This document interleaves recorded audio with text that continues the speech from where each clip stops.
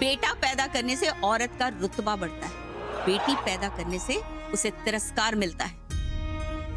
तुम्हें और तुम्हारी बेटी को दुख और तिरस्कार। माझे पुरे झालं। आजपर्यंत तुम्ही माझा अपमान केलात, माझ्या आई बाबांचा अपमान केलात, आज माझ्या आजीला वाटेल ते बोलत तिचा अपमान केला, मी काही बोलले नाही, सगळं सहन केलं। पण माझ्या मुलीबद्दल कोणी अपशब्द काढलेला मी सहन करणार नाही, मला चालणार नाही ते। माझ्या लेकीला कोणी मुलगी मुलगी म्हणून हिणवलेला मला चालणार नाही।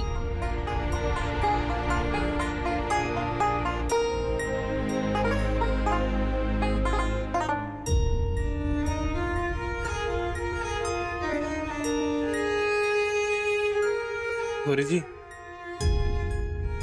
गौरी जी,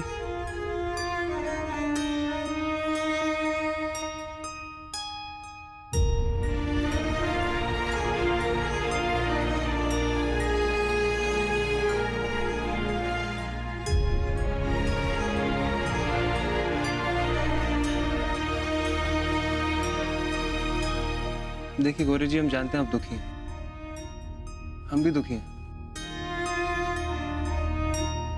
लेकिन ऐसी हालत में आपको दुखी नहीं होना चाहिए। बेबी पे असर पड़ेगा, प्लीज संभालो अपना आप। मी जे काही अम्माजींना बोलले त्याचा स्वप्नातही विचार केला नव्हता आणि मला त्यांना दुखवायचं नव्हतं। हट, हम जानते हैं गौरी जी, तो शायद सिचुएशन ही ऐसी थी कि आपने वो सब कुछ कह दिया।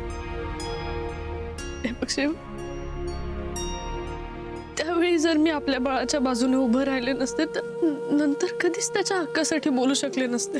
हम जानते हैं गौरी जी, आपने जो कुछ भी किया हमारे बेबी के हक के लिए किया, और हमें इसमें कुछ भी गलत नजर नहीं आ रहा है। हमें तो एक स्ट्रांग माँ नजर आ रही है जो अपने बेबी के सामने ढाल बन के खड़ी है। म्हणजे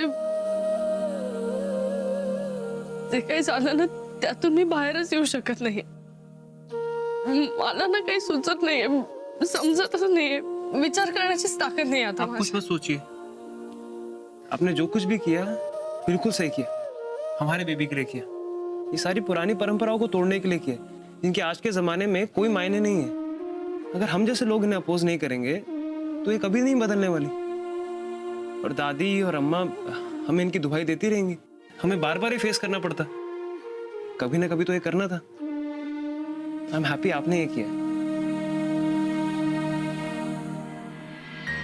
पण अम्माजींनी मला माफ केलंच नाही तर तो हम है ना, हम निकालेंगे आपको सिचुएशन से बाहर। बहुत जल्द आपको और अजय को मुंबई छोड़ के आएंगे, फिर वहां पे आप टेंशन फ्री होकर रहना और हमारे बेबी का ख्याल रखना। पण अम्माजी, समझा देंगे उन्हें, पर पहले आपको मुंबई छोड़ के आएंगे।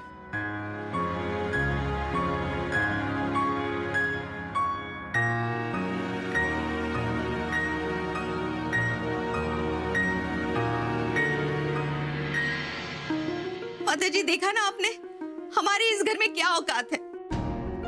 हमारे ही घर में हमारे अपने खून ने सबके सामने हमारा तमाशा बना दिया।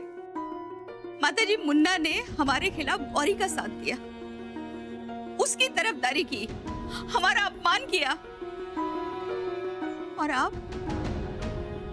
आपके मुंह से एक शब्द नहीं निकला माताजी, ना आपके बेटे के मुंह से। सब चुप थे। हमें तो लगा था माताजी आप इस तमाशे की जड़ को उखाड़ फेंकेंगे, उस बुढ़िया को चलता करेंगे, लेकिन नहीं, सब लोग मूर्ति बनकर हमारी बेइज्जती का तमाशा देखते रहे। हाँ, हमें झगड़े में बीच बचाव करके रोकना चाहिए था, लेकिन क्या करें, आजी जी की उम्र का लिहाज कर कर चुप रह गए। और फिर उन्होंने हमारी उर्मिला के लिए इतना कुछ किया है, बस वही सोचकर चुप हुआ। इसीलिए माताजी हम उनका एहसान लेने के लिए आपको मना कर रहे थे। एक बार उनका एहसान ले लिया तो जिंदगी भर उसी एहसान के नीचे दब के रहना पड़ेगा। आज हमारा अपमान हुआ है, कल आपका अपमान होगा तो क्या कीजिएगा? इसी तरह चुप रहेंगी माताजी आप? देखा माताजी, हमारी बात का आपके पास कोई जवाब नहीं है। हम ऐसे अपमानित होकर नहीं जी सकते माताजी, कुछ कीजिए। अरे चुप हो जाओ जौनपुर वाली, ऐसा कुछ नहीं होगा। कैसे नहीं होगा माताजी? जरूर होगा, क्योंकि अब उस गौरी की जुबान खुल चुकी है। वो जब चाहेगी हमारी इज्जत मिट्टी में मिला दे और आप कुछ नहीं कर पाएंगी, ऐसे ही चुप रहेंगी। कहेंगे ना, जरूर कहेंगे, लेकिन इस समय नहीं। जौनपुर वाली मुंबई वाली माँ बनने वाली है। ऐसे समय में उसे ज्यादा डांटना डपटना ठीक नहीं होगा। और माताजी, गौरी ने बच्चा होने से पहले ही हमें सारे अधिकारों से वंचित कर दिया। वो क्या सही है माताजी? वो सही नहीं है जौनपुर वाली। उस बात का हमें भी बुरा लगा है, इसलिए हम उसे समझाएंगे, बात करेंगे उससे, उसे उसकी गलती का एहसास कराएंगे। उससे कुछ नहीं होगा माताजी, क्योंकि गौरी तो कठपुतली है और उसकी डोर उस आजी जी के हाथ में है। अरे वही तो है ये सारे कांड की सूत्रधार। माताजी, आजी जी ने ही गौरी के दिमाग में जहर घोला है। हम क्या कहते हैं माताजी, इससे पहले कि ये जहर शुक्ल खानदान की सोच में फैल जाए, इसे रोक दीजिए, वरना इस घर में कुछ अच्छा नहीं होगा। उस आजी जी का कुछ कीजिए। अरे बहुत खतरनाक है वो। वैसे आजी जी ऐसी लगती तो नहीं, फिर उन्होंने ये सब क्यों किया? क्या कारण हो सकता है?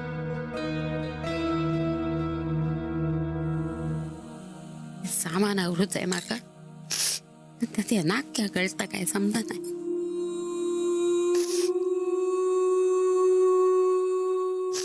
अजी आप सामान क्यों बांध रही हैं? सामान तर बांधायलाच लागेल ना बाबा। मी काय ते कायमची थोडीच राहू गेल्या। ज्या कामासाठी आले होते ते काम झालं, आता इथे राहून काय करू? जायला तर लागेलच ना। माझं नशीबच खोटं आहे रे बाप। खूप काहीतरी चांगलं करायला जातंय आणि नेमक्या उलटा होता।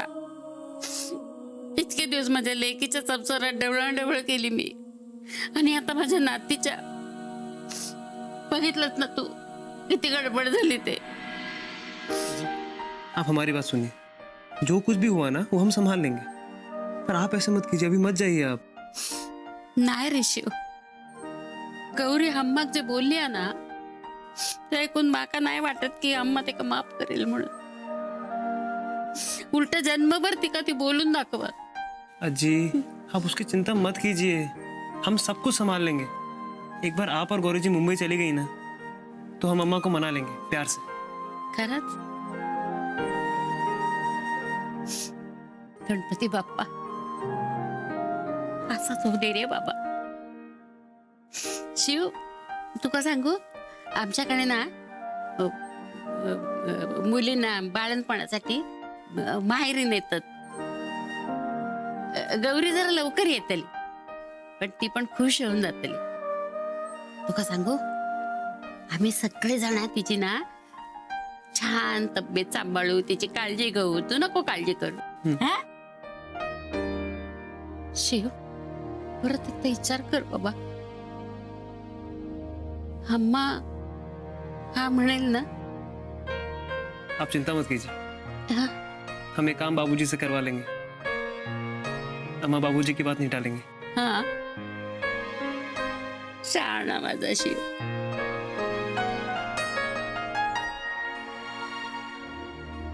जय भोलेनाथ, जय भोलेनाथ। हे प्रभु। मुंबई वाली,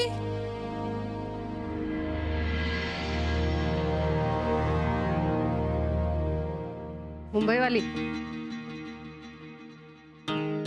दादी जी, आपने क्यों तकलीफ की? मुझे बुला लिया होता। नहीं, कोई बात नहीं।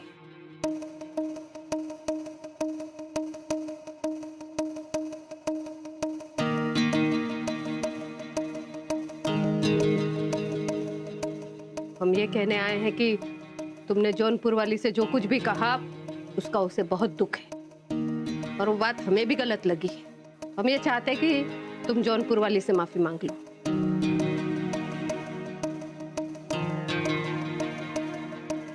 दादी जी, आप जो कहेंगी वो मैं करूंगी, लेकिन मैंने जो भी किया, जो भी कहा, वो सही था। देखिए, आप मुझे गलत मत समझिए। दादी जी, आप खुद अपने दिल पर हाथ रख के मुझे बताइए कि अपने बच्चे के लिए, उसके हक के लिए खड़ा होना, उसका ख्याल करना एक माँ का फर्ज नहीं है? हाँ है तो दादी जी मैंने भी अपना फर्ज निभाया ना। क्या गलत किया मैंने? दादी जी आप ही मुझे बताइए कि अगर आपके सामने कोई बाबूजी को या मजनू चाचा को भला बुरा कह दे, उनका अपमान करे, तो आप कुछ नहीं कहेंगी, ऐसे ही खड़े रहेगी? कहेंगे क्यों नहीं, खूब कहेंगे। हमारे बच्चे को कोई भला बुरा कहे हमारे सामने, हम तो उसकी जबान खींच लेंगे। वही तो मैंने भी किया ना दादी जी। मेरे बच्चे के खिलाफ कहने वाले पर आवाज उठाई मैंने क्या गलत किया? दादी जी आप हमसे बड़ी है, हमसे ज्यादा समझदार है। आपने हर अच्छे नए बदलाव को स्वीकार किया, अपनाया है, समझा है। फिर आज ये बेटा और बेटी में फर्क क्यों?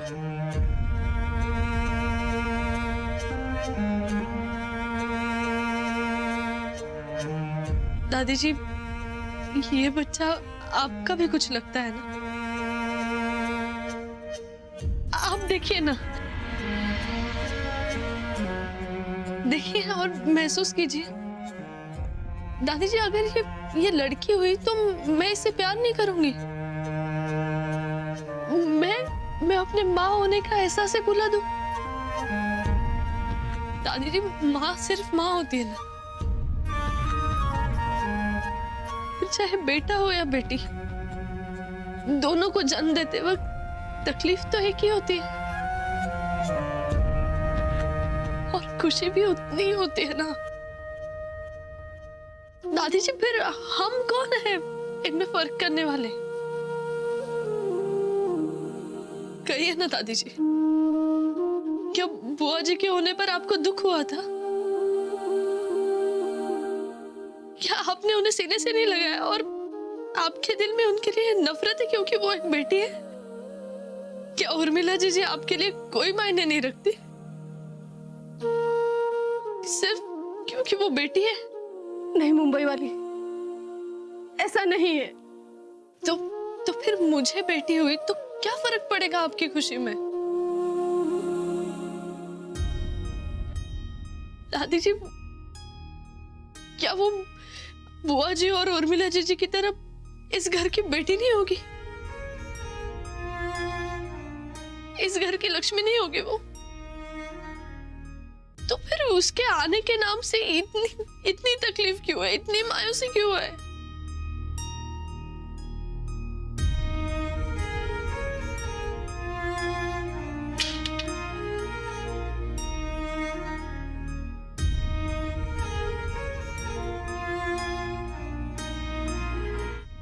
हमें माफ कर दो मुंबई वाले, हमें माफ कर दो। आज तुमने हमारी आंखें खोल दी, तुमने हमें बता दिया कि हमारी सोच ही गलत थी। लेकिन क्या करें बेटा, इसी सोच को लेकर हम बड़े हुए और बूढ़े हो गए इसी माहौल में। माँ का दर्द हम समझ ही नहीं पाए। सच तो है, एक बेटी जिसे हम लक्ष्मी मानते, क्या उसके आने से इतनी मायूसी कैसी? हमसे भूल हो गई। दादी जी आप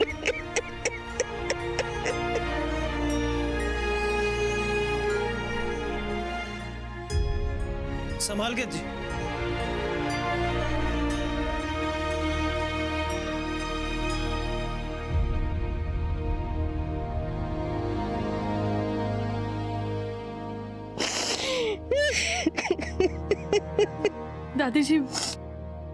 दादी जी आप शांत हो जाइए ना, रोइए मत। दादी जी दादी दादी जी आप दादी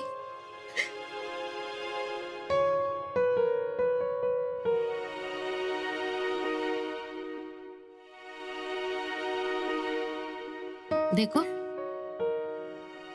गौरी ने जानबूझकर ऐसा कुछ नहीं बोला है। उसको माफ करोगी ना?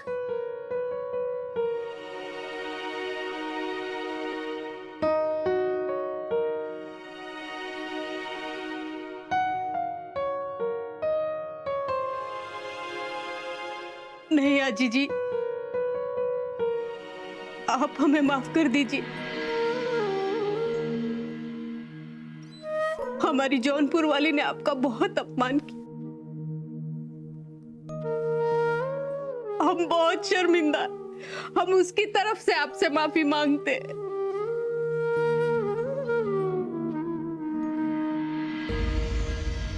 नहीं नहीं दादी, ऐसा क्या बोल रही है तू? हाँ, अगो अम्मा माझ्या सरूसारखीच आम्हा का? हाँ, फर्क इतना है कि उसका स्वभाव जरा अलग है, बस। और इसीलिए हम कहते हैं कि उसके स्वभाव को समझ के उसके साथ व्यवहार करो, तभी ठीक रहेगा। दादी जी, लेकिन हम उनकी हाँ में हाँ तो नहीं मिला सकते ना।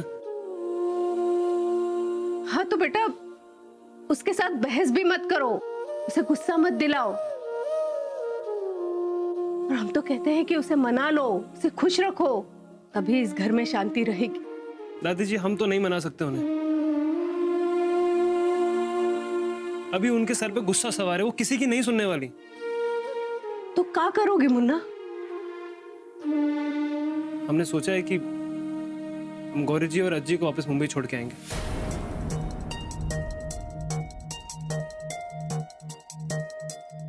लेकिन क्यों मुन्ना? क्योंकि हम चाहते हैं कि गौरी जी वहां शांति से रहें, ऐसे टेंशन में ना रहें।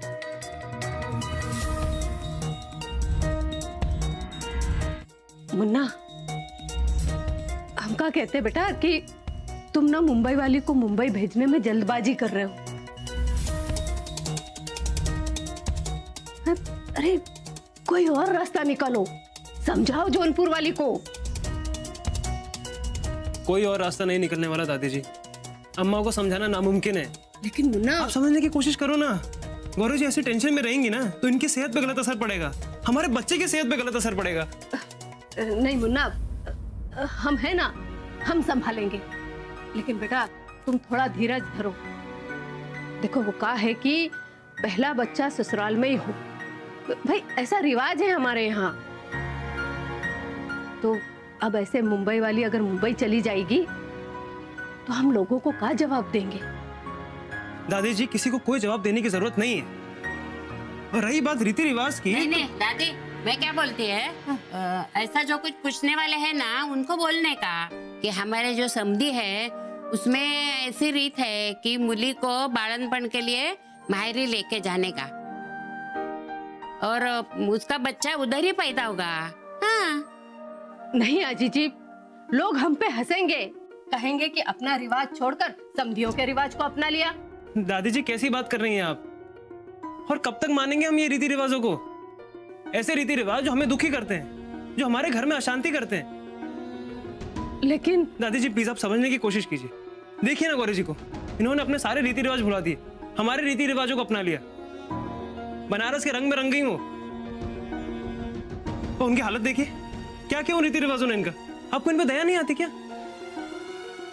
आती है मुन्ना। बस दादी जी, तो वक्त आ चुका है कि हम गौरी जी के आराम के लिए इनके रीति रिवाजों को अपनाएं। बच्चे की भलाई के लिए हमें मराठी रीति रिवाजों को अपनाना होगा, गौरी जी को मुंबई भेजना होगा।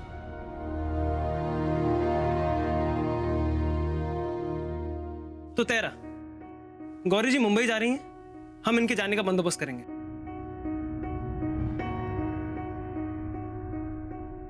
लेकिन मुन्ना, इस तरह मतलब पहले इसके माँ बाप की तरफ से बुलावा तो आने दो। ऐसे कैसे इसे मुंबई छोड़ाओगे तुम? दादी जी जरूरत हमारी है। हम चाहते हैं कि गौरी जी ऐसे टेंशन में ना रहें, शांति से रहें। इसलिए हम किसी के बुलावे का इंतजार क्यों करें? दादी जी हाँ कह दीजिए। यहां पे गौरी जी को सिर्फ टेंशन मिलेगा और कुछ नहीं। लेकिन मुन्ना ऐसे बिन बुलाए। दादी जी प्लीज समझने की कोशिश कीजिए।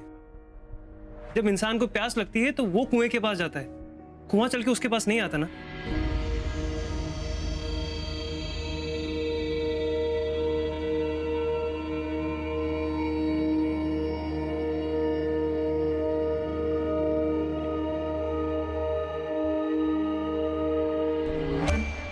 अच्छा, तो ये बात है गौरी,